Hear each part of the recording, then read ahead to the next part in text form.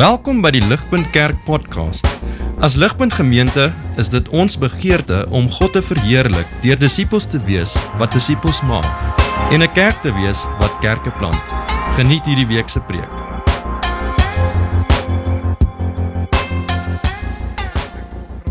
Ons moet saam kyk na een van die teksgedeeltes of twee van die teksgedeeltes wat gelees was, net in 'n wat en so kom ek bid en dan vra ons dat die Here nou met ons sal praat. Vader, ons kom na U toe, Here, en ons is 'n mense inderdaad, soos ons reeds gehoor het en gesing het, Here, wat so absoluut bewus van die duisternis van hierdie wêreld. Ons smag na lig, ons smag na verlossing, ons smag na vrede. Vader, ons loof en prys U dat U is 'n God wat in die seën en in die krag is. Ons juis in ons diepste nood kom ontmoet het. En ons wil meer van U af hoor in Jesus se naam. Amen. Vriende, ek weet nie of julle die Starbucks Kersfees koppie drama van 2015 kan onthou nie. Ek weet nie of julle dit onthou het nie, daar was 'n actual massiewe drama in Amerika met betrekking tot Starbucks en hulle Kersfees koppies. Kyk gou vinnig saam met my op die skerm. Daar was in 2015, julle sal daar so sien op die skerm, is dat vir die laaste dekade of so het Starbucks hulle Kersfees koppies verander. So daar was altyd hierdie Kersfees versierings gewees en toe in 2015 toe besluit hulle, luister hier, ons het vir 'n rooi koppie gaan hierdie jaar.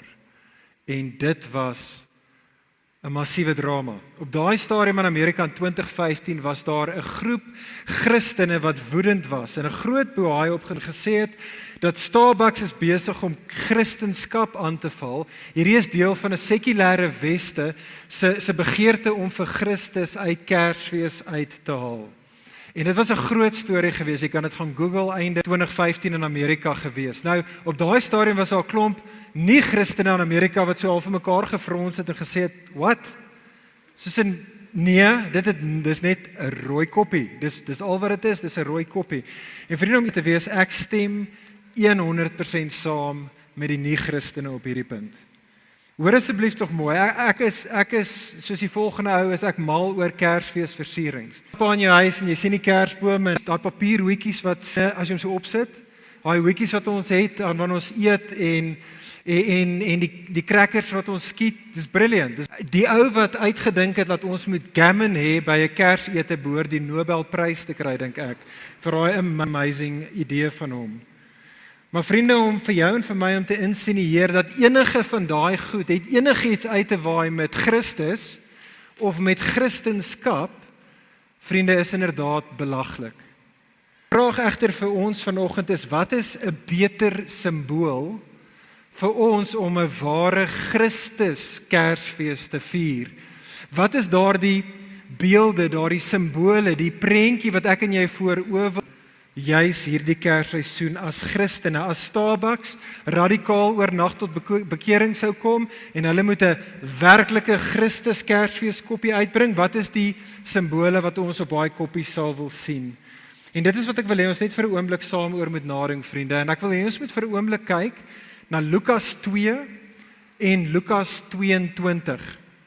Lukas 2 en Lukas 22, en dit behoort op die skerm op te kom soos ons later gesels. Die evangelie van Lukas, vriende, is regtig 'n behulpsame manier om oor die evangelie te dink, is dat wat Lukas doen, is hy's reg deur sy evangelie besig om twee koninkryke te kontrasteer. Die koninkryke van hierdie wêreld met die koning van God. En wat ons in Lukas 2 en in Lukas 22 vind, is dat wat hy daar spesifiek doen, is hy kontrasteer spesifiek vir Jesus as die koning van God se koninkryk met die konings van hierdie wêreld. En het gelees het vroeër Lukas 2 vers 1, ons sal net nou na die gedeelte kyk, maar in Lukas 2 vers 1 het ons dadelik in die eerste vers gelees en gehoor van keiser Augustus. Nou hier is die probleem vir ons wat so klein bietjie gekerk is, dink dat ons lees en dan hoor ons daar dadelik van keiser Augustus en ons lees al verby dit. Dis nie eintlik belangrik vir ons nie, maar dis eintlik verskriklik belangrik in die vertelling van die geboorte van Jesus. Wat Lukas doen in Lukas 2, is hy wil juis, ek en jy moet reg deur Lukas 2 vir Jesus en keiser Augustus as dit ware teen mekaar opspeel. En vir daai rede is dit absoluut belangrik, vriende, dat ek en jy moet baie duidelik wees, soos wat die oorspronkers van Lukas se evangelie sou wees, met wie keiser Augustus was en hoe keiser Augustus was. En so net 'n klein bietjie van 'n geskiedenis lesie vir ons. Keiser Augustus is nie Augustus. Sy naam was Octavius gewees. Hy was die klein neefie gewees van Julius Caesar. En net voor die einde van Julius Caesar se lewe en sy bewind, het Octavius op daardie stadium met die klein neefie van hom hierdie onsalde daad gehad in 'n baie belangrike oorlog. En toe sê Julius Caesar, right, jy gaan my erfgenaam wees en jy gaan my opvolger wees. Jy sal die volgende keiser wees. En van daardie begin af, toe ook ingewy was as die keiser van Rome, die koning van Rome, was hy eenoogig gewees daaroor om mag te bekom. Hy het in 26 voor Christus, het Octavius het self besluit, om sy hele lank die koning, en hy verander toe sy naam na Augustus toe, wat letterlik beteken the illustrious one. The illustrious one is nogal, gee vir jou 'n idee wat hy oor homself het en wat hy wou gehad het, sy public image daar buite moes gewees het. En dit was inderdaad koning of keiser Augustus se legacy gewees, vriende. Keiser Augustus het ongekende mag geniet. Finansiële mag, militêre mag, politiese mag. Onder sy 40 jaar bewind het die Romeinse ryk verdubbel. Sover soos Brittanje in die weste tot Indië in die ooste, die Noord-Europa, tot die suide van Klein-Asië, het dit verdubbel onder sy heerskappy. Keiser Augustus staan bekend as die belangrikste, magtigste, mees suksesvolle Romeinse koning en keiser wat ooit bestaan het. En onder sy heerskappy het die Romeinse ryk, ten minste as jy aan sy kant van die lyn gestaan het vrede en voorspoed geniet.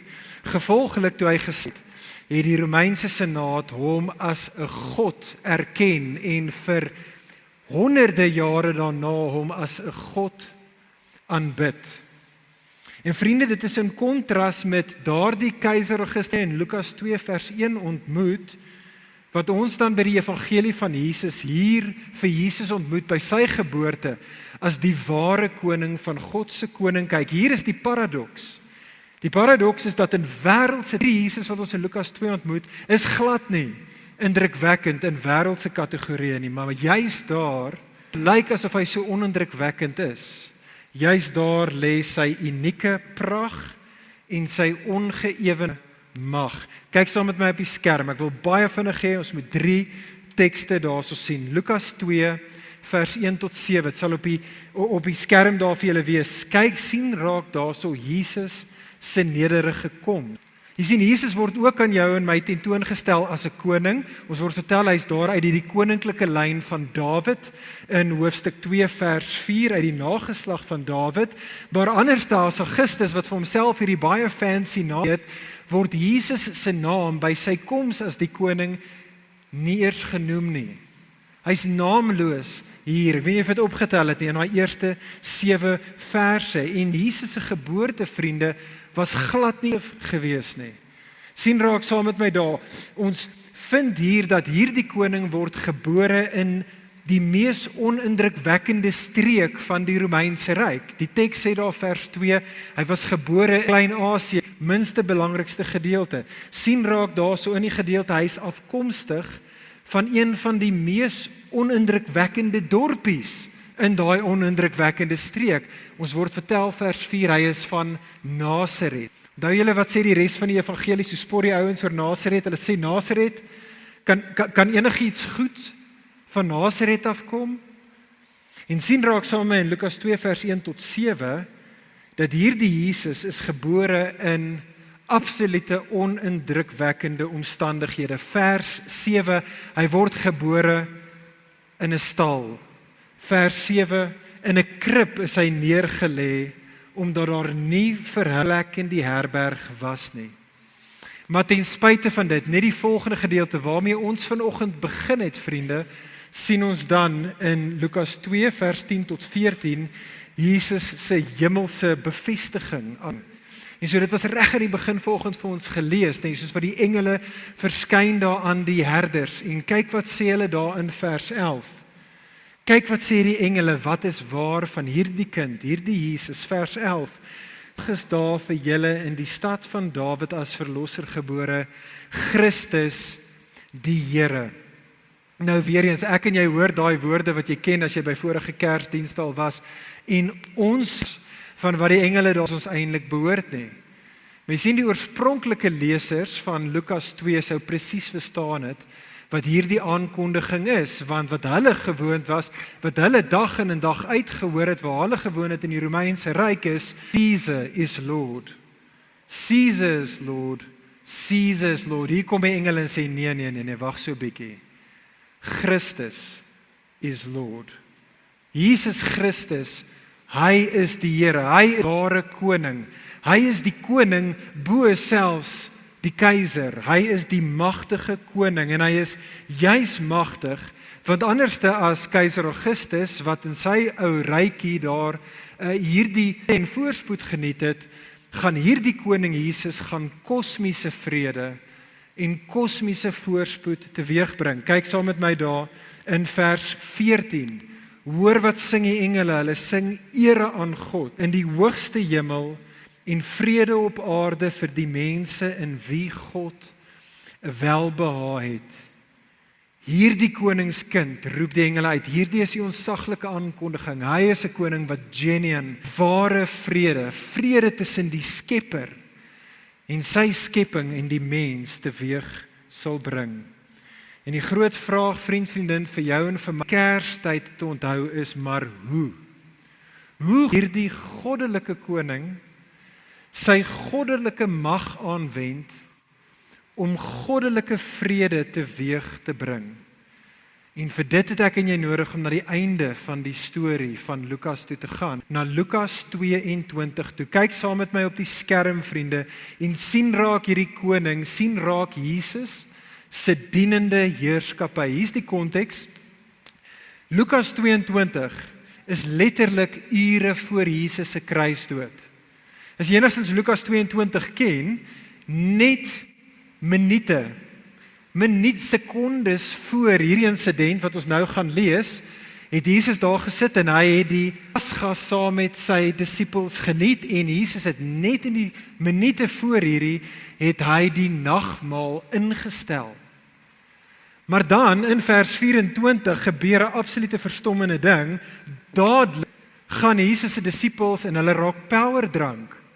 Hulle wil ek is die belangrikste van die disippels hier onder ons, en so Jesus gaan dan, en juis in die hand van dit kommunikeer hy hierdie woorde. Lees saam met my vers 25.